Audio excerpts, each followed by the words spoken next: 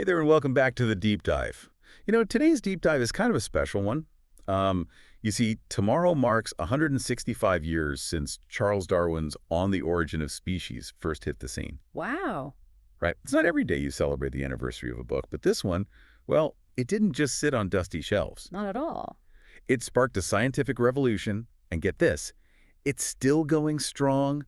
We've got a stack of sources ready to go, and we're going to explore together why this book was such a big deal back then and why it still matters now. Yeah, it's really interesting. What often surprises people is that even before Darwin, the idea of, species actually changing wasn't completely new. Think way back to, like, Aristotle, for example. Hmm, But by the early 1800s, talk about evolution, it was getting louder, even though, of course, it faced pushback, especially from folks who saw science and religion as deeply intertwined. right, because challenging the idea of fixed species, that must have been a huge deal back then. It wasn't just biology, was it?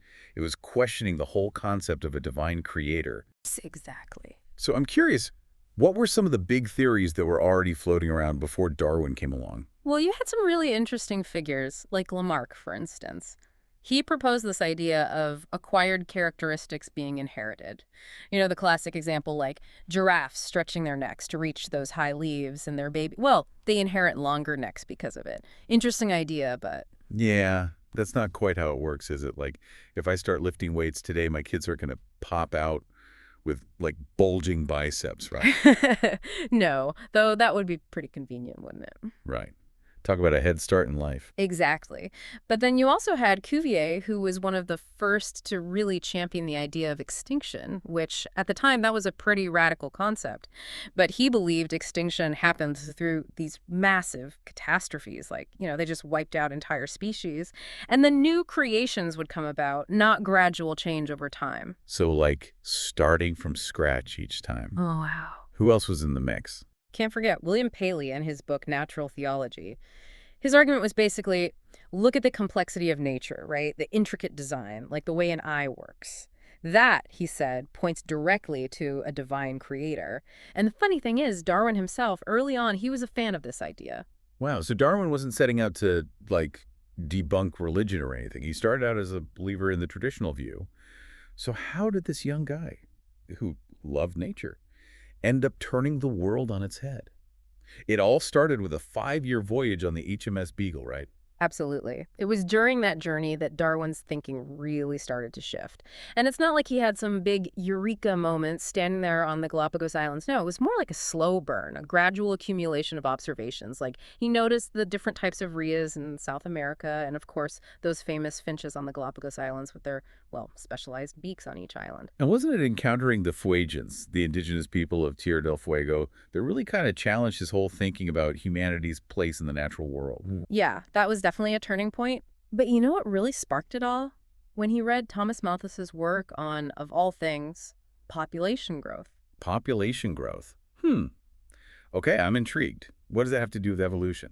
Well, Malthus argued that if a population grows unchecked, well, it eventually outstrips its resources, leading to, competition, hardship, all of that. And for Darwin, it was like a light bulb moment. He realized this isn't just about humans, this is a fundamental principle at play in all of nature. Oh, I see. So he saw this connection between limited resources and the struggle for survival, but in the natural world. Wow, that's pretty powerful. Exactly. And Darwin took it a step further with this really great analogy of wedges. Imagine like tons of wedges all trying to cram into a finite space. Hmm. Only the ones that fit the best, the ones with the right shape and size, those are the ones that will succeed. That's a great visual. And that leads us right into, well, the heart of Darwin's theory, Yeah, natural selection. It's not just that species evolve, it's how they evolve, right? precisely.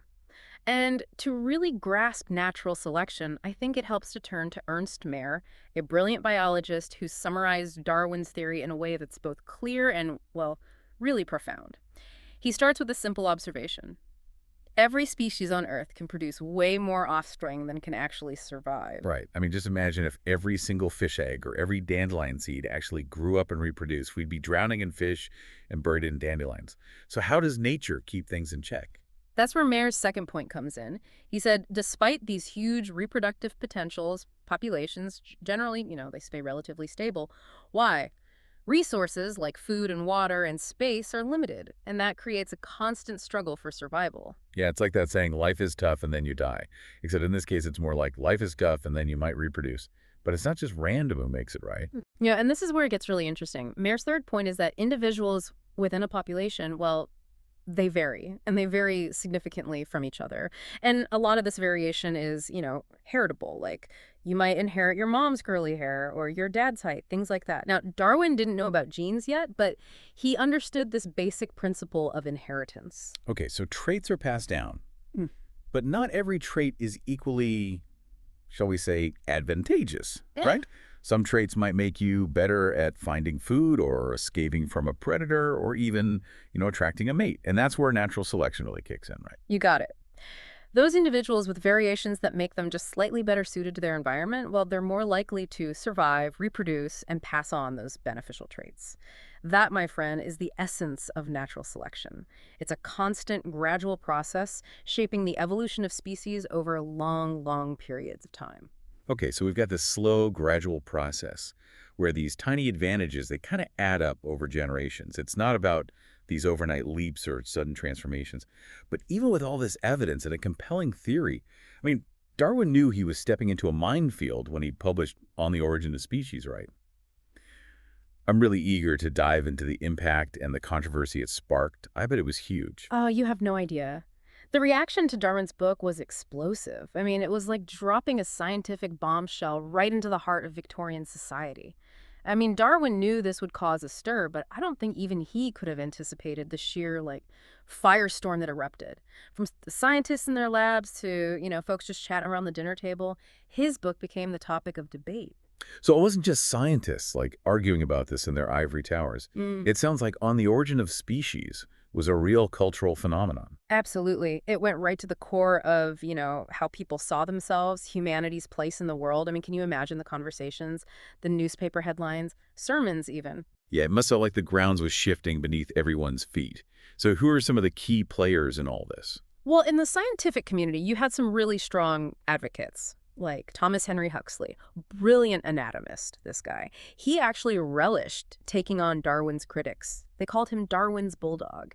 And he didn't shy away from a good debate, especially with those folks who were clinging to the idea of fixed species. So even within the scientific community, there was pushback. Oh, yeah, absolutely. It wasn't just about the evidence, it was about worldviews, philosophies. Accepting evolution meant, for some, letting go of these cherished beliefs about human exceptionalism, the role of a divine creator, all of that. And those debates, they didn't just stay in the 1800s, did they? I mean, even today we see those echoes, right? The discussions about things like the origins of life, intelligent design, even genetic engineering. It's like Darwin's work touched on these really profound questions that we're still grappling with. Exactly right. But even the concept of natural selection itself, which, now we consider it a cornerstone of biology, even that wasn't universally embraced right away.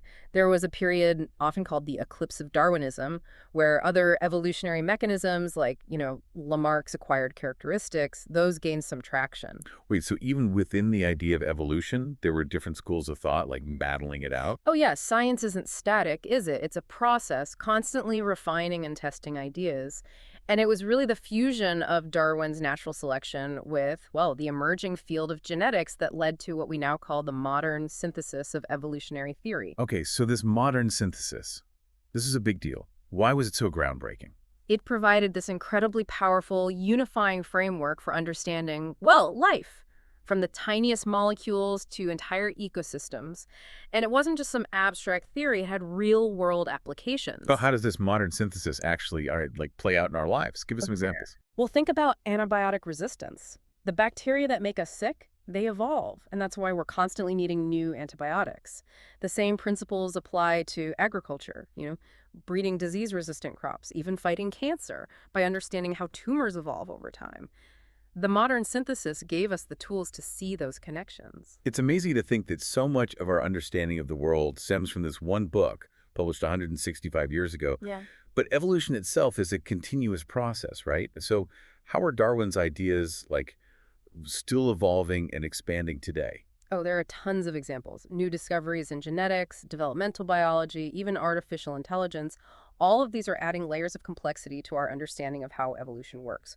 For example, we now know that it isn't always this slow, gradual process. Sometimes it can happen in bursts, especially after major environmental changes. So it's not just a steady climb up a mountain. Sometimes evolution takes these unexpected leaps forward. Exactly. And these new insights, well, they're having practical applications. We're using genetic tools to track the spread of diseases, develop personalized medicine, even understand how organisms might adapt to climate change. It's a really exciting time to be studying evolution. And for those listening who are, you know, totally fascinated by these ideas and maybe even considering a career path in this field. It's definitely worth knowing that there are some incredible opportunities out there for folks who are passionate about evolution. Whether your interest is in research, teaching, or even applying these principles in fields like medicine or conservation, the possibilities are vast. So for anyone listening who's thinking, this is amazing, I want to learn more about this, where's a good place to start?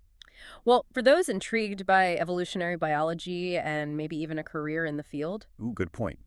check out academicjobs.com. Okay. They have a whole section just for evolution jobs in higher ed. You can see the huge range from research to teaching. It's pretty cool. Perfect. So as we wrap up our deep dive into Darwin's legacy, let's leave our listeners with something to ponder. If Darwin were here today, 165 years after his book, what do you think would fascinate him most about how his theory's been used and expanded? Oh, that's a tough one. So many things. I mean, would it be discovering DNA? Seeing the actual mechanisms of inheritance? Right. Or maybe realizing that evolution isn't always this slow, gradual climb, but it can leap forward, especially after those big environmental shakeups. True. Or maybe he'd be blown away by how we're using his ideas to solve real-world problems, Yeah. developing new medicines, understanding climate change. It's like his theory became this powerful toolkit for not just understanding our world, but shaping it. Absolutely. And, maybe, just maybe, what would really grab him are the ethical questions we're facing now. We can manipulate the very building blocks of life. It's Whoa. like we're taking evolution into our own hands, and that's both exhilarating and kind of scary, isn't it? It really is. Darwin's legacy is so much more than just the past. It's about giving us the knowledge to navigate the future. And hey, maybe some of our listeners, after this deep dive, will make their own contributions to this constantly evolving field. It's a field ripe with possibilities, for sure. That's what makes studying evolution so gripping. It reminds us that life is dynamic, always changing, adapting. This journey of discovery never truly ends. So to everyone listening, on this eve of the 165th anniversary of On the Origin of Species, we encourage you, pick up a copy, dive into Darwin's world, maybe even start your own deep dive into evolution. Yeah. And hey, if you're dreaming of a career in this field, check out those resources we mentioned. You never know where curiosity will lead you.